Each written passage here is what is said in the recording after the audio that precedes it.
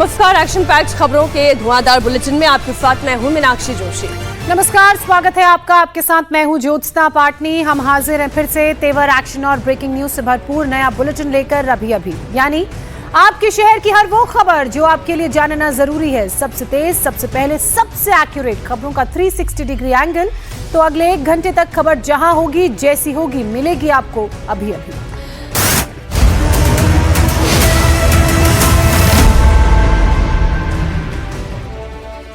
खबरों में आज बात करेंगे देश भर में कामगारों के हड़ताल का कितना असर दिख रहा है। संसद में आज कितना काम, कितना हंगामा। मुंबई में कैसे गिरी 18 मंजिला बिल्डिंग की लिफ्ट। पटियाला में कैसे गोदाम में मिला गौमांस। दिल्ली में कैसे 200 करोड़ का मालिक हो गया तंत्र मंत्र का शिकार। रामपुर में कहां है वकील के कातिल और कैसे रोड रेज से सहमा बेंगलुरु शहर। बुलेटिन में बात सबसे पहले कानपुर से आ रही खबर की। कानपुर लैम्बोर्गिनी मामले में नया ट्विस्ट सामने आ गया है। बचने की तमाम कोशिश और हथकंडे नाकाम होने के बाद इस कांड के मुख्य आरोपी और कानपुर के गुटखा किंग के बेटे शिवम मिश्रा को पुलिस ने आखिरकार पकड़ लिया है, अपने शिकंजे में ले लिया है। कानपुर पुलिस ने शिवम मिश्रा को गिरफ्तार कर लिया। अब से थोड़ी ही देर में शिवम मिश्रा को कानपुर की कोर्ट में पेश किया जाएगा। कानपुर पुलिस कमिश्नर के नेतृत्व में बनी स्पेशल टीम ने शिवम को उसके घर से दबोचा। शिवम ने रविवार को अपनी लैम्बोर्गिनी से रोड पर 6 लोगों को कुचला था। उसके बाद एक बाइक सवार को टक्कर मारी। हादसे के वक्त की तस्वीरों में लैम्बोर्गिनी में शिवम मिश्रा ड्राइविंग सीट पर बैठा हुआ क्लियरली दिख रहा है, लेकिन उसे बचाने की तमाम कोशिशें की गई। शुरुआत में तो पुलिस ने केस दर्ज भी नहीं किया। शिवम के ड्राइवर ने खुद के ड्राइविंग सीट पर होने का दावा किया। कोर्ट में सरेंडर करने वो पहुंच भी गया, लेकिन कोर्ट ने उसकी पेशकश को ठुकरा दिया। इसके बाद पुलिस को बड़ी कामयाबी हाथ लगी। शिवम मिश्रा की गिरफ्तारी हुई है और अब से कुछ ही देर बाद उसे कानपुर की कोर्ट में पेश किया जाएगा। ये तस्वीरें आप देख रहे हैं, शिवम मिश्रा आपको तस्वीरों में नजर आ रहा होगा। ये वही शिवम मिश्रा है जिसने कुछ दिनों पहले अपनी लैम्बोर्गिनी से कई लोगों को कुचल दिया था, एक गाड़ी वाले को टक्कर भी मारी थी और उसके बाद इसके परिवार वालों ने इसे बचाने की तमाम कोशिशें की। ड्राइवर तो कोर्ट तक पहुंच गया अपना जुर्म कबूलने के लिए, वो जुर्म जो ड्राइवर ने किया ही नहीं था, क्योंकि ड्राइविंग सीट पर तो शिवम बैठा हुआ था और इसीलिए कोर्ट ने उसकी पेशकश को ठुकरा दिया। इस टक्कर के बाद से शिवम मिश्रा फरार चल रहा था। उसे बचाने के लिए तमाम तिकड़म भी किए गए। एक और सबूत सामने आया है, एक नई तस्वीर आपको दिखाने जा रहे हैं हम। वारदात के तुरंत बाद शिवम के बाउंसर उसकी लैम्बोर्गिनी कार का नंबर प्लेट नोचते हुए नजर आ रहे हैं और ऐसा इसलिए किया जा रहा है ताकि कार की पहचान को छिपाया जा सके, शिवम को बचाया जा सके। लेकिन शिवम आखिरकार पुलिस के शिकंजे में आ चुका है और ये बड़ी मूर्खता ये बॉडीगार्ड कर रहे थे कि नंबर प्लेट हटा लेंगे तो पता नहीं चलेगा कार किसकी है। भाई, एक कानपुर शहर में कितनी लैम्बोर्गिनी कार घूम रही होगी, अब कितनी लैम्बोर्गिनी कार घूम रही होगी कानपुर शहर में, और काले रंग की लैम्बोर्गिनी कार और कौन से मॉडल की लैम्बोर्गिनी कार, इसे पता करना कौन सा बड़ा मुश्किल काम है। लेकिन क्या होता है ना, पॉकेट में जब पैसा होता है तब कोशिश ये की जाती है कि कुछ भी करके बचा लिया जाए, लेकिन सच छुपता नहीं है। सच सूरज की रोशनी की तरह होता है, चमक कर बाहर आता है और वही हुआ भी। अब बॉडीगार्ड भले ही नंबर प्लेट हटाने की कोशिश कर रहे हो, लेकिन पता तो चल ही गया ना कि कार चला कौन रहा था, कार किसकी है। ड्राइवर को भले ही आपने पूरा इल्जाम अपने माथे लेने के लिए कह दिया हो, उसके लिए हो सकता है उसे पैसे भी खिलाए गए हो, लेकिन सच तो सामने आ ही गया। शिवम मिश्रा गिरफ्तार हो चुका है। इस मामले में अब आगे जो कार्रवाई होगी कानूनी तौर पर उससे होगी। लेकिन ये तस्वीरें आप देखें, यही वो लैम्बोर्गिनी कार है जिससे एक्सीडेंट हुआ और एक्सीडेंट के बाद जो बाउंसर हैं वो उसकी गाड़ी का नंबर प्लेट हटाने की कोशिश में लगे हुए थे, लेकिन नंबर प्लेट हटी नहीं। उससे पहले ही सारा वीडियो रिकॉर्ड हो चुका था। शिवम मिश्रा कार चला रहा था, लोगों ने देखा, ड्राइवर ने भले ही अपने सिर पर इल्जाम लेने की कोशिश की हो, लेकिन तस्वीरें तो झूठ नहीं बोलती है। वीडियो में साफ पता चल रहा था कि गाड़ी कौन चला रहा था और एक्सीडेंट कैसे हुआ। इस वीडियो के कई और सीसीटीवी अलग अलग एंगल्स से सामने आए। उन सीसीटीवी फुटेज में भी शिवम मिश्रा ड्राइविंग सीट पर बैठा हुआ दिखा। बाद में ये भी तस्वीरों में दिखा कि पीछे एक और दूसरी गाड़ी थी जिसमें शिवम मिश्रा के बॉडीगार्ड्स बैठे हुए थे। और जैसे ही एक्सीडेंट हुआ, जब लोगों को शिवम मिश्रा ने अपनी इस लैम्बोर्गिनी से कुचला तो वो गाड़ी से भी नीचे नहीं उतरा, पहले उसके बॉडीगार्ड उतरे, उसके बाद ये पूरा लीपापोती का खेल शुरू हुआ। कई दिनों तक तो शिवम मिश्रा पुलिस की गिरफ्त से दूर रहा। हालांकि इसमें पुलिस को लेकर भी आम लोगों ने सवाल खड़े किए हैं। लोगों का ये कहना है कि पुलिस ने तो शुरुआत में मामले में शिवम मिश्रा के नाम को एफआईआर में शामिल भी नहीं किया। शिवम को बचाने के लिए क्या क्या कांड हुआ आपको बताते हैं। पहले तो पुलिस ने उसे बचाने की पूरी कोशिश की। साफ साफ दिख रहा था कि लैम्बोर्गिनी को शिवम ही चला रहा था, लेकिन पुलिस ने एफआईआर में उसका नाम तक शामिल नहीं किया। जो एफआईआर दर्ज की गई उसमें शिवम मिश्रा का नाम नहीं था। दबाव बढ़ा तो एफआईआर में शिवम मिश्रा का नाम दर्ज किया गया। इसके बाद शिवम के पिता के जो दावा है, उस दावे के मुताबिक उनका बेटा कार नहीं चला रहा था, ड्राइवर कार चला रहा था। फिर ड्राइवर को भी कोर्ट में सरेंडर करने के लिए जाहिर सी बात है परिवार के लोगों ने भेजा होगा, लेकिन कोर्ट ने इसको समझा और इस चाल को पूरी तरह से नाकाम कर दिया। जो अपील लेकर वो पहुंचा था, उस अपील को खारिज कर दिया। उसके बाद आज शिवम की गिरफ्तारी हुई है। देखिए क्या क्या कोशिशें की गई। लैम्बोर्गिनी ड्राइवर ने कोर्ट में सरेंडर करने की कोशिश की, ये बताने की कोशिश की कि शिवम गाड़ी नहीं चला रहा था बल्कि ड्राइवर चला रहा था, जिस कोशिश को कोर्ट ने ठुकरा दिया।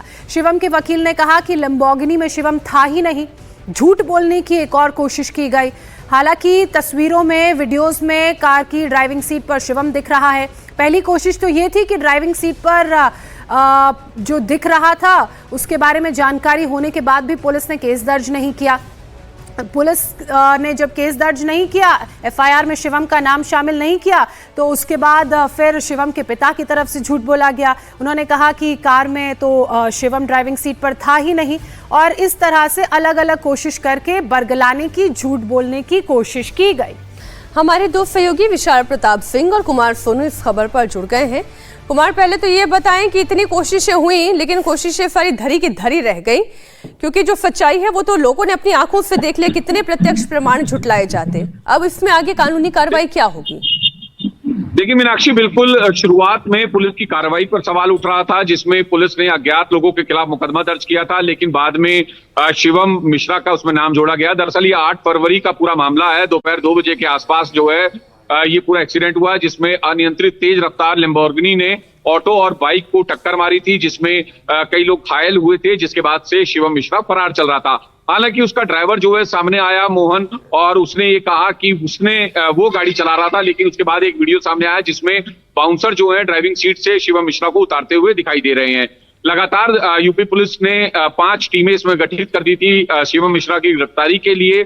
शिवम मिश्रा पिछले 4 दिनों से जो है लगातार फरार चल रहा था। दिल्ली आवास पर, जो कि बसंत कुंज इलाके में है, वहां पर भी 2 टीमें लगातार डेरा डाले बैठी थी कि किसी तरह से कोई लिंक जो है शिवम मिश्रा का मिल जाए। लेकिन अब कानपुर पुलिस को एक इनपुट मिला था, जिसमें सुबह सुबह पुलिस को ये इनपुट मिला कि कानपुर में जो है शिवम मिश्रा आया हुआ है, जिसके बाद उसको टेक्निकल सर्विलांस की मदद से और लोकल इंटेलिजेंस की मदद से जो है ट्रेस किया गया, जिसके बाद शिवम मिश्रा की गिरफ्तारी सुनिश्चित की गई है। अब उसे कोर्ट में पेश किया जाएगा, जिसके बाद आगे की इसमें कार्रवाई सुनिश्चित की जाएगी। लेकिन सवाल यही है कि आखिर जो अमीर लोग हैं, जो रसूखदार लोग हैं, उनके दबाव में पुलिस आकर काम क्यों कर देती है? कई बार बिल्कुल ये बड़ा सवाल है, और विशाल का रुख कर लेते हैं इसी सवाल के साथ। देखिए विशाल, इस बात से तो इनकार नहीं किया जा सकता है कि पूरी तरह से पुलिस पर दबाव था, इसके पिता का दबाव था, और यही कारण है कि इस दबाव के कारण पुलिस ने पहले तो एफआईआर में नाम शामिल ही नहीं किया। लेकिन अब जो नया वीडियो सामने आया है उसमें हम देख रहे हैं कि उस लैम्बोर्गिनी जिसमें शिवम बैठा हुआ था, जिससे उसने लोगों को कुचला,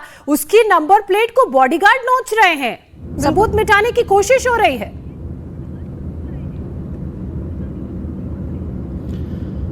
बिल्कुल, कानपुर के इस लैम्बोर्गिनी हादसे में इतनी सारी लूपहोल से, इतनी सारी पेच से कि अगर उसको ही आदमी सुलझाने बैठ जाए वीडियोस के आधार पर, सबूतों के आधार पर, सीसीटीवी के आधार पर, तो ये पता लग जाता है कि जिनके पास पैसा होता है वो कुछ भी कर गुजरने की कोशिश करते हैं। और इसीलिए इस पूरे मामले में जो वीडियो सामने आया है उसमें साफ तौर पर देखा जा रहा है कि शिवम मिश्रा के जिन बॉडीगार्ड्स ने उसको गाड़ी से बाहर निकाला था, ड्राइविंग सीट से बाहर निकाला था, वही बॉडीगार्ड जब गाड़ी थाने में पहुंचती है, गौलटोली थाने में, तो वहां पर नंबर प्लेट को नोचते हुए नजर आ रहे हैं, एक्सट्रैक्ट करते हुए नजर आ रहे हैं कि किसी तरीके से इस पूरे मामले में लीपापोती की जा सके और पुलिस उन लोगों तक ना पहुंच सके जिनको दरअसल वो बचाना चाह रहे हैं, छुपाना चाह रहे हैं। शिवम मिश्रा की सीधे तौर पर मैं बात कर रहा हूं। इस पूरे मामले में आरोपी जो है शिवम मिश्रा, वो मौके पर सबने देखा, वीडियो में सबने देखा कि उसको गाड़ी से बाहर निकाला जाता है बाउंसर्स की मदद से। ड्राइवर मोहन पहुंचता है कि गाड़ी तो मैं चला रहा था। प्रत्यक्षदर्शी साफ बताते हैं कि गाड़ी में कोई दूसरा शख्स नहीं था, शिवम मिश्रा गाड़ी चला रहा था। वीडियो इंडिया टीवी ने जो अपने दर्शकों को दिखाया उसमें साफ दिखता है कि शिवम मिश्रा को गाड़ी से एक्सट्रैक्ट किया गया, बाउंसर्स ने उसको किसी तरीके से गाड़ी से बाहर निकाला। उसके बाद वकील सामने आते हैं, ड्राइवर खुद सामने आता है और ये कहता है कि गाड़ी शिवम मिश्रा नहीं, मैं चला रहा था। उसके बाद पुलिस ने अपना स्टेटमेंट बिल्कुल साफ दिया। कानपुर के जो पुलिस कमिश्नर हैं रघुवीर लाल, उन्होंने अपनी ही अध्यक्षता में 5 टीमों का गठन किया और ये साफ कर दिया कि हमारी जो जांच है उसमें साफ दिख रहा है। ये भी कमाल है ना कि टीमों का गठन करना पड़ता है, वो भी ऐसे काम के लिए जो आंखों से साफ दिखाई दे रहा है कि कौन गुनहगार है और कौन विक्टिम है, उसके लिए भी इतनी टीम बनानी पड़ती है। बहुत शुक्रिया कुमार आपका भी, विशाल आपका भी इस पूरी इंफॉर्मेशन के लिए। आइए बात कर लेते हैं बंगाल चुनाव की। बंगाल चुनाव से पहले बाबरी का मुद्दा गरमाया हुआ है। टीएमसी से निष्कासित विधायक हुमायूं कबीर मुर्शिदाबाद में बाबरी मस्जिद बनवा रहे हैं। इसकी आधारशिला कल रखी गई थी। आज वो बाबरी यात्रा निकाल रहे हैं। हुमायूं कबीर आज पैदल मार्च पर निकल रहे हैं। ये पैदल मार्च नादिया मुर्शिदाबाद जिले के बॉर्डर पलाशी से बेलडांगा तक होगा। 22 किलोमीटर की यह पद यात्रा थोड़ी देर में शुरू होगी। कल टीएमसी के निलंबित विधायक ने बाबरी मस्जिद की नींव रखी। साथ ही यह दावा किया था कि काम जोर शोर से होगा और 2 साल में मस्जिद बनकर पूरी हो जाएगी।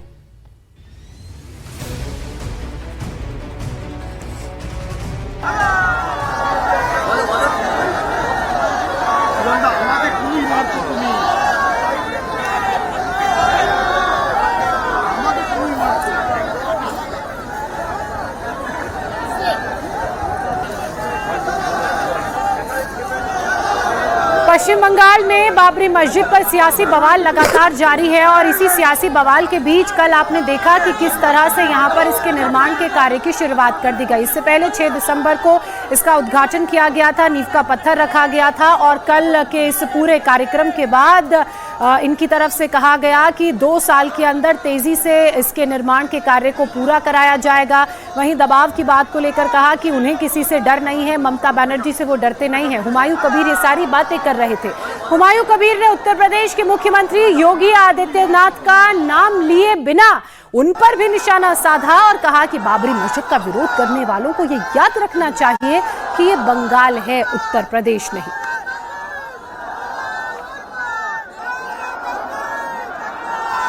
मैं मस्जिद का क्या नाम रखो वो मैं का मुस्लिम का अधिकार है। वो जो मुस्लिम था बाबरी मस्जिद वो 1992 6 दिसंबर वो डिमोलाइजेशन कर दिया, तो वो मंदिर यहाँ बने तो उनका क्या विरोध करने का कोई जरूरत नहीं है। वो चुनाव में बंगाल को कब्जा लेने के लिए ये जोगी जी सब बात कर रही है। ममता जी भी विरोध कर रहे हैं, वो मंदिर करने का हक मिल गया उनको। जो ये बाबरी मस्जिद को खिलाफ जो कार्रवाई कर रहा है इनको सबक सिखाएगी। मैं 14 तारीख बेला 11 से 1 बजे तक आने दीजिए। ये मुर्शिदाबाद है, बेलडांगा है, ये अयोध्या नहीं है, लखनऊ नहीं है। विश्व हिंदू परिषद का मैं स्वागत करते हैं। ये रुकने के लिए आने के लिए वेलकम कर रहे हैं, आने दीजिए।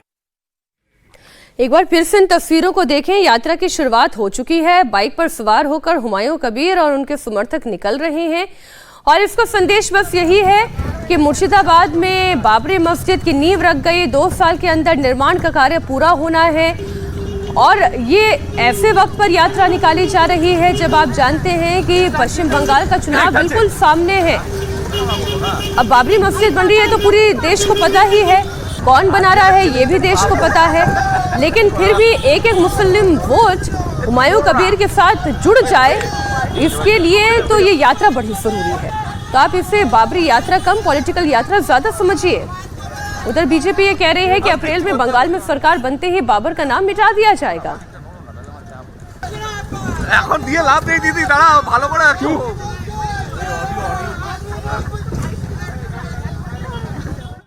ममता रहेगी तो बाबर का नाम लिखा जाएगा। हुमायूं, वायसी, ये सब नौशाद आएगा तो बाबर का नाम लिखा जाएगा। बाबर कोई भारतीय नहीं है, ये मुगल है, पठान है। ये लोग भारत को बर्बाद करने के लिए आया था, मंदिर तोड़ा, रिलीजियन कन्वर्सन का काम किया। हमारी माँ, दीदी, बहन, बेटी के ऊपर बलात्कार किया, अत्याचार किया। बाबर और मुगल का नाम लिखना ये सीधा सीधा भारतीय की अपमान है। इसलिए बीजेपी को लाना चाहिए। बीजेपी अप्रैल महीने में सरकार बनाएगा तो बाबर का नाम निशान मिटाने का काम बीजेपी करेगा। बीजेपी नेता को आपने सुना, कहा कि हमारी सरकार पश्चिम बंगाल में बनी तो बाबर का नाम निशान मिटा दिया जाएगा। तो वहीं वो हुमायूं कबीर जिन्होंने कल बाबरी मस्जिद की नींव रखी, आज बाबरी यात्रा निकाल रहे हैं। इसी बीच बाबरी यात्रा को लेकर हुमायूं कबीर ने और क्या कुछ कहा, वो भी आइए आपको सुनाते हैं।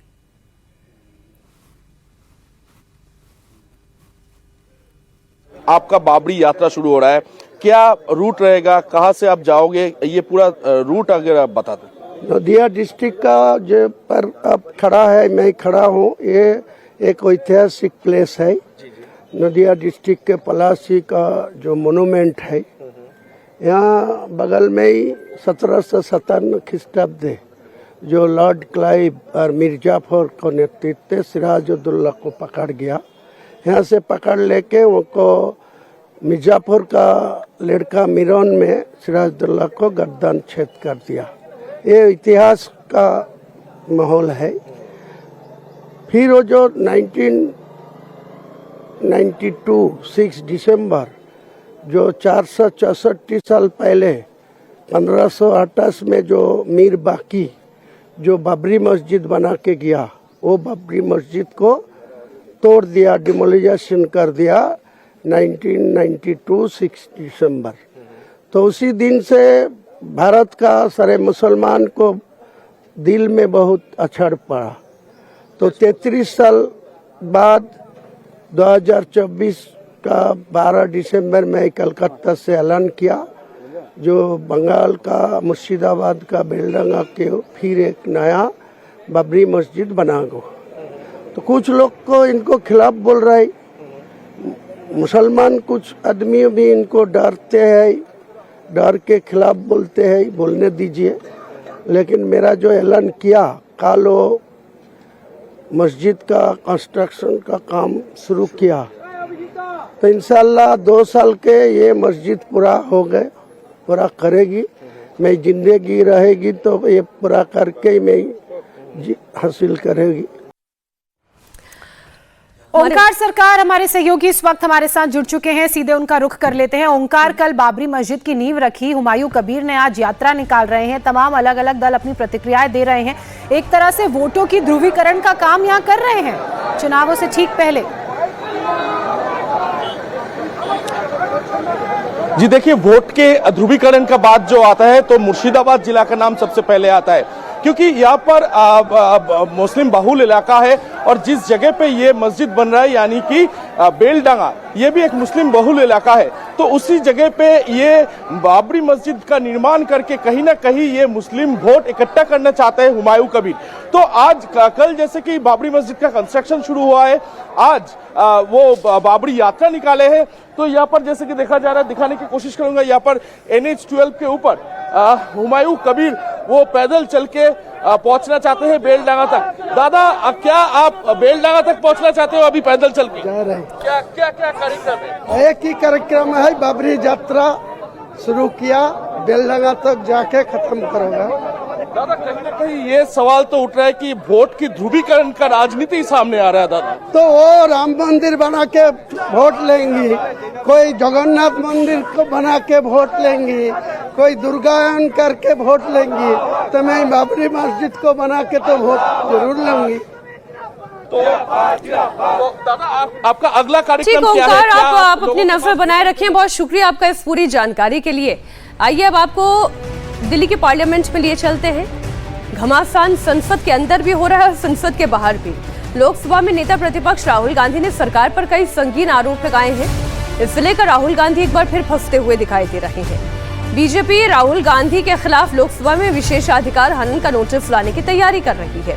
राहुल गांधी को बीजेपी ने कल शाम 5 बजे तक का वक्त दिया था। अब लोकसभा में राहुल गांधी के खिलाफ विशेषाधिकार हनन का नोटिस लाया जा सकता है।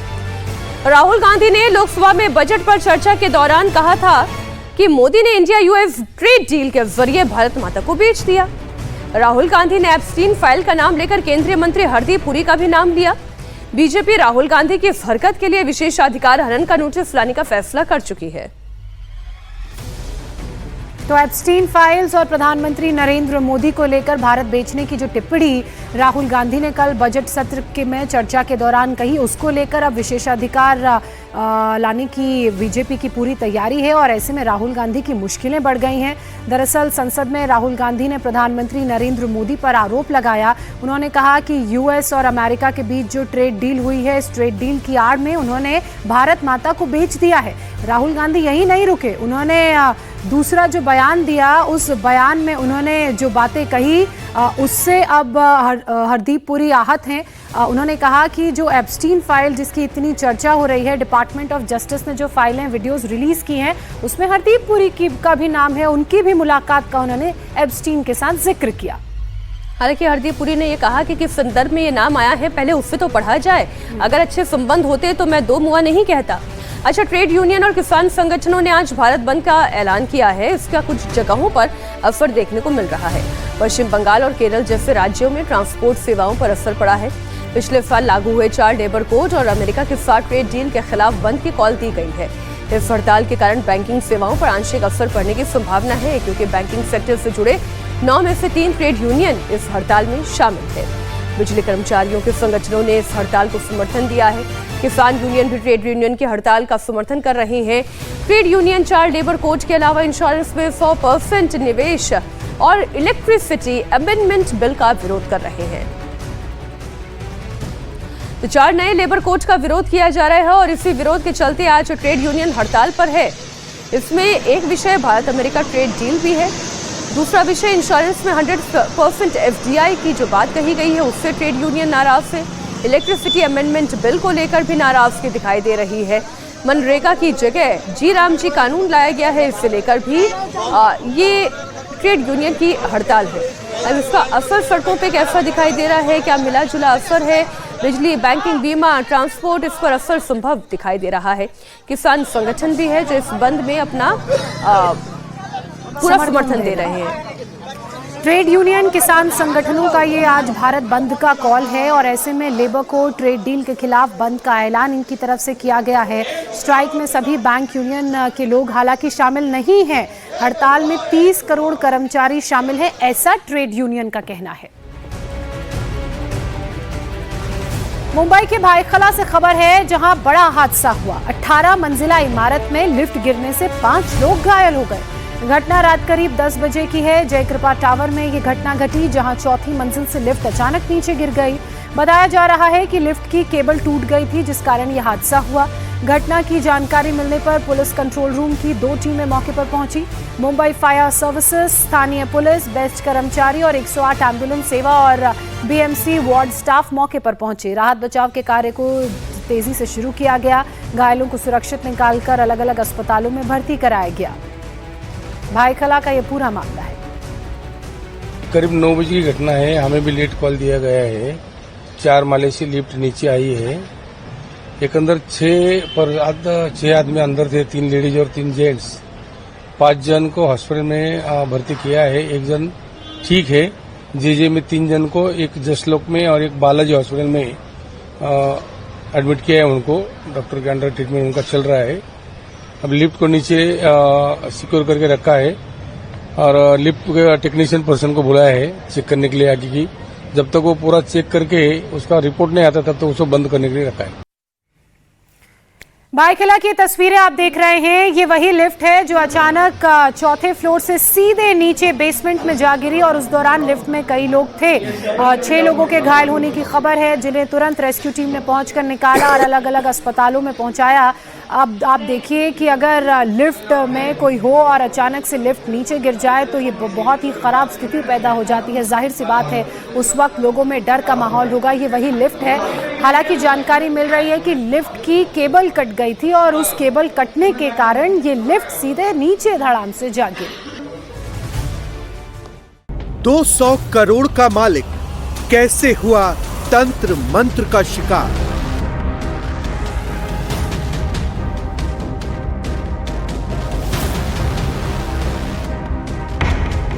लड़की पर धनवर्षा का झांसा, कमरुद्दीन ने बिछा दी लाश।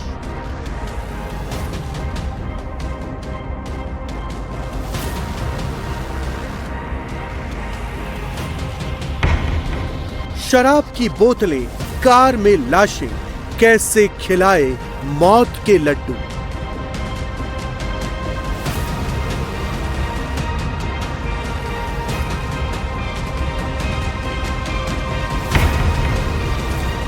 दिल्ली, धौलपुर, फिरोजाबाद, कहां कहां कमरुद्दीन का जाल।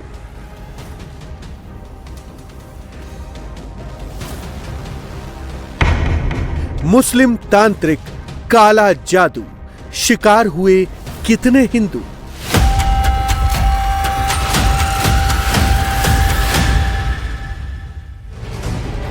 हम मॉडर्न वर्ल्ड में रह रहे हैं, साल 2026 चल रहा है, लेकिन कितनी अफसोस की बात है, अभी भी वो तंत्र मंत्र, जादू टोना, उस पर हमारा विश्वास है। दिल्ली के पीरागढ़ी में कार में 3 लाशें मिली थी, इसे लेकर बहुत बड़ा खुलासा हुआ। तंत्र मंत्र के चक्कर में 3 लोगों ने अपनी जान गंवा दी। आपको बड़ी खबर दे दूं, पोटली लेकर एक तांत्रिक कमरुद्दीन जाता हुआ दिखाई दिया है। ट्रिपल मर्डर से जुड़ा हुआ जो सीसीटीवी फुटेज है वो आपके सामने रख रहे हैं। आरोपी तांत्रिक का मर्डर से पहले कुछ घंटे पहले का ही ये सीसीटीवी फुटेज है। इसमें वो पोटली लेकर जाता हुआ दिखाई दे रहा है। धन वर्षा का झांसा देकर इसी ने तीनों को जहरीला लड्डू खिलाया था। सोचिए जरा, कौन सी धन वर्षा हुई, 3 जाने चली गई 100 अलग। मीनाक्षी, हैरान करने वाली बात यह है कि 200 करोड़ का मालिक वो इस लालच में आ गया कि 2 लाख के बदले 2 करोड़ मिलेंगे, और उसके बाद जो हुआ वो पूरे देश को पता है। दिल्ली में एक कार में 3 लोगों की लाशें मिली। जब जांच की गई तो पता चला कि इसी तांत्रिक ने उन्हें लड्डू खिलाया था जिसमें नींद की और सल्फास का जहर था। जरा सोचिए, 200 करोड़ का मालिक फिर भी धन वर्षा के लालच में फंस गया और इस चक्कर में जान कुर्बान कर दी। दिल्ली का ये मामला आपके होश उड़ा देगा। रविवार को एक कार में 3 लाशें मिली, 2 पुरुष 1 महिला की। पुलिस ने जब इसमें जांच आगे बढ़ाई तो पुलिस भी हैरान रह गई। और इसी बीच एक बड़ी खबर इसी से जुड़ी हुई इस वक्त की आपको बता दें, दिल्ली ट्रिपल मर्डर केस में सनसनीखेज खुलासा हुआ है। गाजियाबाद से पुलिस ने एक तांत्रिक कमरुद्दीन को गिरफ्तार किया है। इसी ने इन तीनों लोगों को सल्फास वाला लड्डू खिलाकर इनकी जान ले ली। दिल्ली के पीरागढ़ी इलाके में कार में 3 शव मिले। तांत्रिक कमरुद्दीन के घर से तंत्र मंत्र का सामान मिला। कमरुद्दीन पर आरोप है कि उसने 2 लाख रुपए को 2 करोड़ करने का दावा किया था। हत्या के बाद से वो मौके से फरार हो गया। सीसीटीवी फुटेज की मदद से पुलिस ने उसे ट्रेस किया, ट्रैक किया और फिर पकड़ा। तांत्रिक कमरुद्दीन का घर गाजियाबाद के लोनी में है। घर में ही एक मजार भी है। आसपास के लोग बताते हैं कि वो भूत प्रेत की झाड़ फूक का काम करता था, रूहानी हवा उतराता था। कार में रणधीर, राम नरेश और लक्ष्मी की लाशें मिली थी। तीनों पिछले 1 साल से इसी तांत्रिक से संपर्क में थे। तांत्रिक कमरुद्दीन ने उन्हें धनवर्षा का लालच दिया। मृतक रणधीर 200 करोड़ का मालिक था, फिर भी वो इस धन वर्षा के लालच में तांत्रिक के झांसे में आ गया और इसी झांसे के चक्कर में अपनी जान गंवा बैठा। दिल्ली के पीरागढ़ी में फ्लाईओवर के नीचे एक कार मिली थी जिसमें रणधीर, राम नरेश और लक्ष्मी नाम की महिला के शव थे। केस ब्लाइंड था, पहले लगा कि मामला सुसाइड का होगा, लेकिन जब सीसीटीवी खंगाला गया तो कार सवार चौथे शख्स का चेहरा सामने आ गया। वो कोई और नहीं बल्कि एक तांत्रिक है। दिल्ली के पीरागढ़ी केस में यह बड़ा खुलासा हुआ है। गाजियाबाद के लोनी से तांत्रिक को अरेस्ट किया गया। सफेद रंग की टाटा टिएगो कार में 3 लोगों के शव मिले। चौथा शख्स तांत्रिक कमरुद्दीन था जो फरार हो गया था। कार में 2 पुरुषों और 1 महिला की लाश मिली थी। तांत्रिक ने कहा था कि अगर ये लड्डू खा लिया जाए तो 2 लाख की जगह 2 करोड़ हो जाएंगे, और इसी चक्कर में वो लड्डू खा लिए गए। इसके बाद तांत्रिक ने तीनों को जहरीला लड्डू दिया और उनके मौत के घाट उतार दिया। और साथ ही उनके 2 लाख रुपए लेकर भी तांत्रिक वहां से फरार हो गया। जो 3 लोग थे, रणधीर सिंह, उनकी उम्र 76 साल थी। इसके अलावा शिव नरेश की उम्र 47 और लक्ष्मी की उम्र 40 साल थी। ये तीनों लोग उसी व्हाइट कलर की टियागो कार में सवार थे। दिल्ली पुलिस ने 3 लोगों की हत्या के आरोप में तांत्रिक सूफी कमरुद्दीन मियां को गिरफ्तार किया है। मैं इस वक्त गाजियाबाद के लोनी इलाके में कमरुद्दीन सूफी के घर पर हूँ। ये घर कमरुद्दीन सूफी का है जहाँ पर इनका पूरा परिवार रहता है। लेकिन यहीं पर जो बच्चों को कुछ तबीयत खराब होती थी, जिस तरीके से परिवार के लोगों ने बताया, उनको वो झाड़ फूंक किया करते थे और इसी के दौरान, झाड़ फूंक के दौरान ही लोगों को लालच देने की भी बातें करते थे। जैसा कि पुलिस के द्वारा बताया गया है कि धन वर्षा यानी कि अचानक धन प्राप्ति का लालच भी देते थे और इसी लोभ लालच में 8 तारीख को 3 लोगों की मुलाकात हुई थी। जबकि यहाँ पर जो लक्ष्मी है जिसकी डेथ हो गई थी, लक्ष्मी पहले इनसे मिली थी और लक्ष्मी ने ही फिर बाद में 2 लोगों को मिलवाया जिनकी लाश, तीनों लोगों की गाड़ी में लाश मिली थी। आपको बता दें कि रणधीर और नरेश लक्ष्मी के साथ इन तीनों लोगों की लाशें मिली थी जिसके कार में, जिसके अब बताया जा, जब पुलिस ने पूरे मामले की छानबीन शुरू की तो ये पता चला कि उस कार में एक चौथा व्यक्ति भी था और वो चौथा व्यक्ति यही बाबा निकला। जिस तरीके से सीसीटीवी फुटेज पुलिस ने खंगाले तो उस कार में ये चौथा व्यक्ति था। उसके बाद पुलिस ने इन्वेस्टिगेट करते हुए यहाँ तक पहुँची और यहाँ तक पहुँची तो इसी घर से सूफी को गिरफ्तार किया गया और गिरफ्तार करने के बाद पुलिस ने जब छानबीन की तो ये भी पता चला कि ये फिरोज़ाबाद का रहने वाला है और यहाँ पर और फिरोज़ाबाद में भी, मतलब सूफी जहाँ भी रहता था, बच्चों की तबीयत खराब होने पर झाड़ फूंक करता था। इस तरह की बात को परिवार के लोग भी कबूल कर रहे हैं। लेकिन पुलिस की जांच में जो बात सामने आई है वो बड़ा खुलासा हुआ है कि धन वर्षा के लालच देकर लोगों से ठगी करता था, तंत्र मंत्र का जादू करता था और यही वजह है कि तीनों लोग 8 तारीख को इससे मिले थे और फिर एक ही गाड़ी में चारों लोग जा रहे थे और फिर पुलिस के मुताबिक कि लड्डू खिलाया गया, यानी कि तांत्रिक के द्वारा तीनों को लड्डू खिलाया गया और लड्डू खाने के बाद तीनों लोग जब बेहोश हो गए गाड़ी में, उसके बाद तांत्रिक वहां से उतरकर फरार हो गया था। पुलिस की जांच में अब ये पूरे मामले का खुलासा हो गया है और पुलिस ने गिरफ्तार कर तांत्रिक को जेल भेज दिया है, जहां से आगे की भी छानबीन की जा रही है। तांत्रिक को गाजियाबाद के लोनी से गिरफ्तार किया गया, जहां वो पिछले 10 साल से रह रहा था। पुलिस जब इसके घर पहुंची तो मजार वहां पे पुलिस को मिली। तंत्र मंत्र का सामान रखा हुआ था। यहां वो झाड़ फूंक का काम करता, भूत प्रेत से निजात दिलाने के नाम पर लोगों से ठगी करता। इंडिया टीवी की टीम भी यहां पहुंची और जब मजार के करीब पहुंची तो क्या कुछ इंडिया टीवी की टीम ने देखा, आइए आपको दिखाते हैं।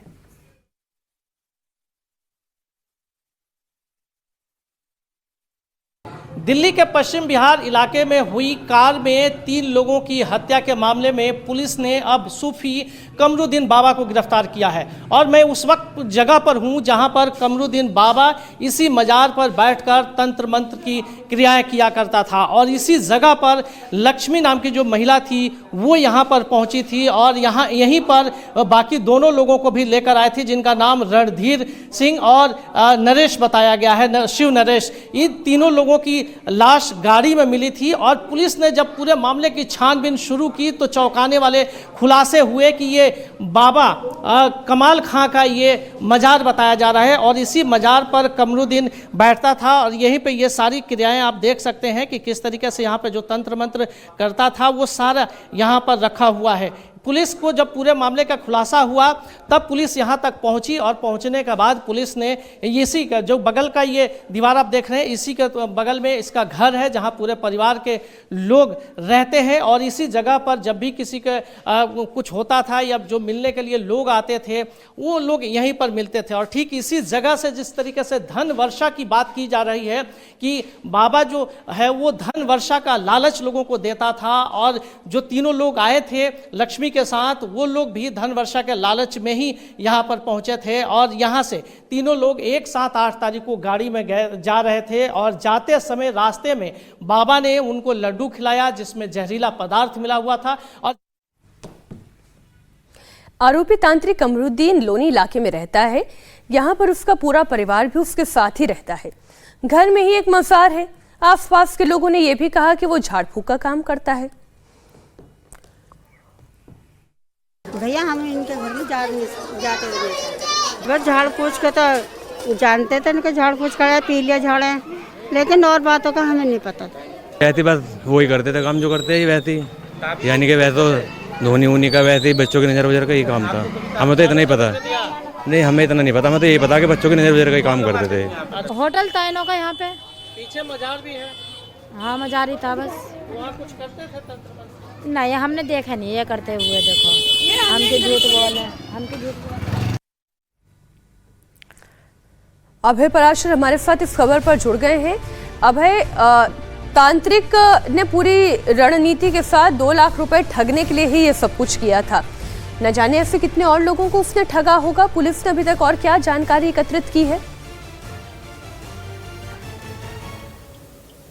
देखिए मीनाक्षी, अगर हम टोटल लोगों की बात करें तो अब तक 6 लोगों की मौत की वजह यही कमरुद्दीन बाबा है, मियां कमरुद्दीन। ये अपनी लोकेशन बदलता रहता है, यानी कि पहले फिरोजाबाद का क्योंकि ये रहने वाला था, साल 2025 में फिरोजाबाद में 2 लोगों की इसी तरीके से मौत हुई।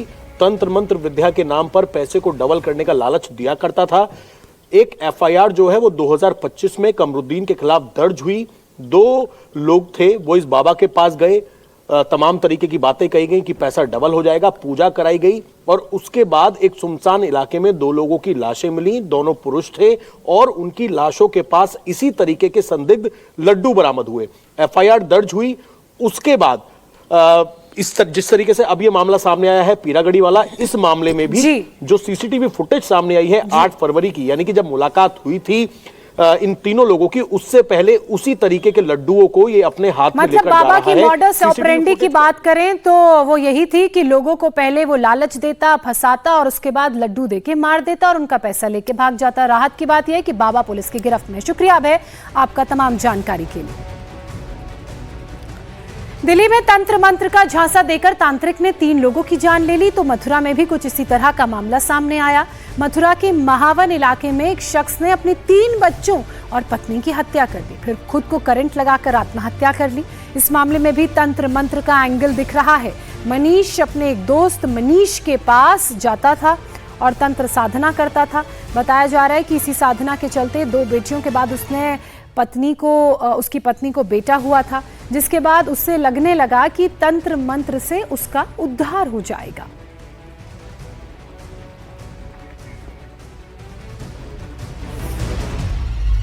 राजस्थान में जयपुर में फूड सेफ्टी टीम को बड़ी कामयाबी मिली है।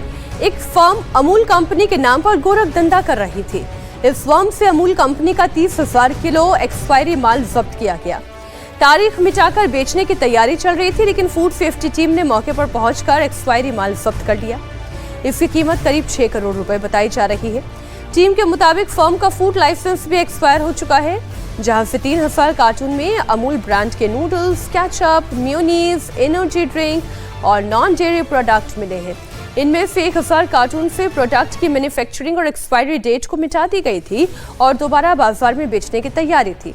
फर्म के मालिक गगन आहूजा के मुताबिक उसने YouTube से डेट बदलकर माल बेचने का तरीका सीखा था, लेकिन टीम ने मौके पर एक्सपायर माल को सीज कर दिया और अब उसे नगर निगम के डंपिंग यार्ड में नष्ट करवाया जाएगा।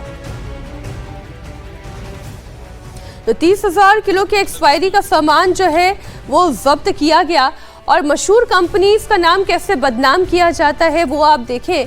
बड़ी बड़ी कंपनी का माल देखकर लोग ये सोचते हैं कि ये तो माल ठीक ही होगा, लेकिन वो ये नहीं जानते कि ऐसे काला बाजारियों ने उसकी एक्सपायरी डेट को मिटाकर नई एक्सपायरी डेट उस पर चिपका दी है और इसी तरीके का करीब 6 करोड़ रुपए का माल जो है वो बाजार में खपाने की तैयारी थी।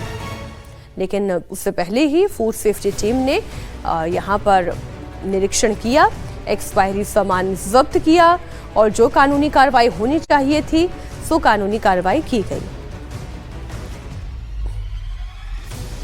फूड सेफ्टी टीम लगातार राजस्थान में इस तरह की कार्रवाइयों को अंजाम दे रही है। कहीं से नकली पनीर बरामद हो रहा है तो उसे नष्ट किया जा रहा है। अभी कल ही की खबर है, मैकडॉनल्ड्स में इसी तरह की छापेमार कार्रवाई को अंजाम दिया गया, जहां तय मानक से खराब क्वालिटी का तेल बरामद किया गया जो रीयूजेबल था, उसे कई बार यूज किया जा चुका था कि वो काला हो गया। बर्गर में पड़ने वाली सब्जियां जिस क्रेट में रखी थी वो सब्जियां पूरी तरह से सड़ी गली थी। इसके अलावा नकली घी का खुलासा भी किया। तो जो भी नकली कारोबारी कर रहे हैं, चीज़ों के साथ अडल्ट्रेशन कर रहे हैं, उनके खिलाफ तो कार्रवाई हो ही रही है। अब ये बड़ी कामयाबी टीम को हाथ लगी जब एक्सपायर्ड माल जिसकी कीमत बाजार में लगभग 6 करोड़ है उसे बरामद करके टीम ने नष्ट करवाया। पंजाब के भटिंडा से खबर है, जहां नेशनल हाईवे पर उस वक्त सनसनी मच गई जब एक सूटकेस में लड़की का शव मिला। गांव बेहमान दीवाना के पास सड़क किनारे लावारिस पड़े सूटकेस में युवती का अधजला शव मिला। शरीर पर चोट के कई निशान थे। आशंका है कि हत्या के बाद शव को सूटकेस में बंद कर हाईवे किनारे फेंका गया, जिसकी सूचना जब पुलिस को लगी तो पुलिस की टीम, फॉरेंसिक टीम मौके पर पहुंची और सबूत जुटाने का काम किया गया। मामले की जांच अभी आगे जारी है। सीआर ਤੋਂ ਸਾਨੂੰ ਮੈਸੇਜ ਆਇਆ ਸੀਗਾ ਵੀ ਇੱਕ ਸੂਟਕੇਸ ਦੇ ਵਿੱਚ ਅੱਧ ਜਲੀ ਲੜਕੀ ਦੀ ਕੋਈ ਡੈੱਡ ਬੋਡੀ ਪਈ ਹੈ। ਅਸੀਂ ਇੱਥੇ ਮੌਕੇ ਤੇ ਆ ਗਏ, ਅਸੀਂ ਫੋਰੈਂਸਿਕ ਟੀਮ ਬੁਲਾਈ ਹੈ, ਡੌਗ ਸਕੁਐਡ, ਫਿੰਗਰਪ੍ਰਿੰਟ ਸਾਰੇ ਪਹਿਲੂਆਂ ਤੋਂ ਅਸੀਂ ਜਾਂਚ ਕਰ ਰਹੇ ਹਾਂ ਇਹਦੀ। ਅਸੀਂ ਇਹਦਾ ਫੋਰੈਂਸਿਕ ਟੀਮ ਆ ਚੁੱਕੀ ਹੈ, ਇਹਦਾ ਪੂਰਾ ਮੁਆਇਨਾ ਕਰਕੇ ਸਾਰਾ ਕਰਕੇ ਅਸੀਂ ਦੇਖਦੇ ਹਾਂ ਕਿ ਕੋਈ ਲੱਗਦਾ ਜਿਵੇਂ ਕੋਈ ਸਿੱਟ ਕੇ ਗਿਆ ਹੁੰਦਾ ਹੈਗਾ ਵੀ ਕੋਈ ਗੱਡੀ ਦੇ ਵਿੱਚੋਂ ਇਹਨੂੰ ਥਰੋ ਕਰਕੇ ਗਿਆ ਹੈਗਾ। बड़ी खबर पटियाला से भी, जहां एक गोदाम में कथित तौर पर गोमांस मिलने पर बवाल मच गया। आरोप है कि एक गोदाम में भैंस का मांस कहकर गोमांस बेचा जा रहा है। मौके पर गौरक्षा दल के कार्यकर्ता पहुंचे और विरोध प्रदर्शन किया। इसके बाद पुलिस मौके पर पहुंची और करीब 30 किलो मांस के पैकेट को बरामद किया। पुलिस ने जांच के लिए नमूने जालंधर लैब में भेज दिए हैं। जानकारी के मुताबिक जब्त किया गया मांस कोलकाता से कंटेनर के जरिए लाया गया था। पुलिस का कहना है कि रिपोर्ट आने के बाद अगर आरोप सही पाए गए तो सख्त कार्रवाई की जाएगी। राजपुरा के पास बनूड़ में एक वेयर हाउस है जिसमें गौमांस की बात जो है वो सामने आई है। बहरहाल यहां पर पुलिस अधिकारी भी पहुंचे हुए हैं और इस कोल्ड स्टोरेज का नाम है cold rush logistics private limited और ये पुलिस अधिकारी यहां पर पहुंचे हुए हैं। गौ रक्षा दल के जो लोग हैं वो भी यहां पर हैं और जो स्टोरेज है और इनका बताना है कि उमर इंटरप्राइजेस का जो ये सामान था वो आया था और ये रेंट जो है वो मुहैया कराते हैं और इनके पास बाकायदा लाइसेंस भी है कि वो मीट प्रोडक्ट जो है यहाँ पे स्टोर कर सकते हैं। और उनका ये कहना है कि जो सामान आया है, जो कार्टून्स आए हैं, उसके ऊपर बाकायदा ये मेंशन्ड है कि बफेलो मीट है। लेकिन फिलहाल पुलिस जो है वो जांच कर रही है, फोरेंसिक टीम जो है वो भी यहाँ पर पहुंची है और उसके नमूने जो है वो लिए जाएंगे और उसके बाद ही स्पष्ट हो पाएगा कि ये गौ मांस है या फिर कुछ और है। गौरक्षा दल का आरोप तो यह है कि 2 दिन पहले पलवल में 2 कंटेनर उन्होंने इस तरह का मांस जब्त किया था जिनमें गौ मांस होने का शक था, लेकिन ड्राइवर एक कंटेनर लेकर मौके से फरार हो गया। वो तलाश हो रही है कंटेनर और ड्राइवर दोनों की। इसी दौरान उन्हें सूचना मिली कि मांस से भरा एक कंटेनर खाली किया जा रहा था। आरोप है कि ये वही कंटेनर है जिसमें गौ मांस था।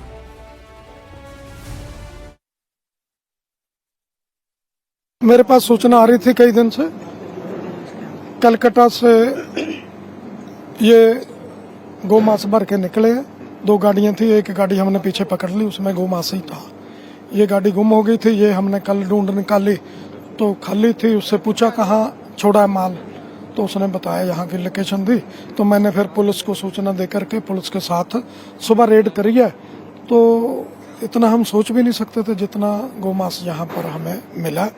गोमांस मिला मेरे हिसाब से लगता है 30 टन के करीब होगा। हाँ, 1500 के करीब डब्बे थे उसमें। तो जो हम पहले पकड़ते हैं वही रैपर के डब्बे थे, उनकी हमने टेस्ट रिपोर्ट ले रखी है। गोमांस ही आया, ये भी हमें इंटरनल रिपोर्ट थी जहाँ से चला है भी ये गोमांस है। ये हमारे पास तो हमारा कोल्ड स्टोरेज है कोल्ड रश के नाम से। तो हमारे पास क्या मल्टीपल क्लाइंट्स है, एमएनसीज कंपनियां भी हैं हमारे साथ। हम तो सिर्फ रेंट लेते हैं। को काफ़ी 40-50 कस्टमरों का माल है हमारे पास उसके लाइसेंस भी हैं कि आप मीट रख सकते हो। अब वो FSIC में भी कुछ ऐसा नहीं मेंशन है कि ये बफेलो मीट रख सकते हो या कौन रख सकते हो। एक कैटेगरी दी हुई है, कैटेगरी नंबर 8, जिसमें लिखा हुआ मीट एंड मीट प्रोडक्ट्स। तो बफेलो मीट उसमें रख सकते हैं। तो पेटियों के ऊपर भी बफेलो मीट है, जो हमारे पास डॉक्यूमेंट आए हैं उसके ऊपर भी बफेलो मीट है।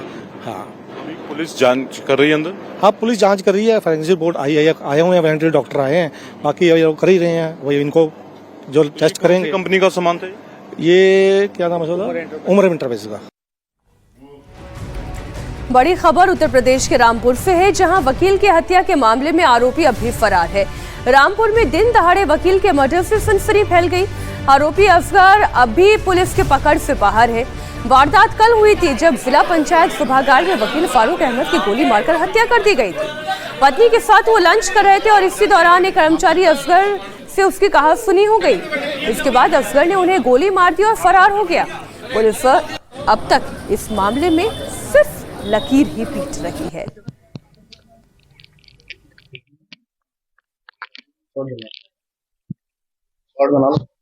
फारूक मोहम्मद साहब हमारे वकील साहब हैं और उनकी बीवी जो है जिला पंचायत में सर्विस करती है। वहां पर वो अपनी बीवी से मिलने के लिए गए थे, कोई बात उस पर वो बाबू जो है हमारे वकील साहब से एकदम उल्टा चलने लगा और उसमें अपने पिस्टल से निकाला जो लाइसेंस है उससे उनको गोली मार दी। अब इस प्रशासन में हमारे वकीलों पर आए दिन कोई ना कोई कांड हो रहा है। सारे आम वकील सुरक्षित नहीं है।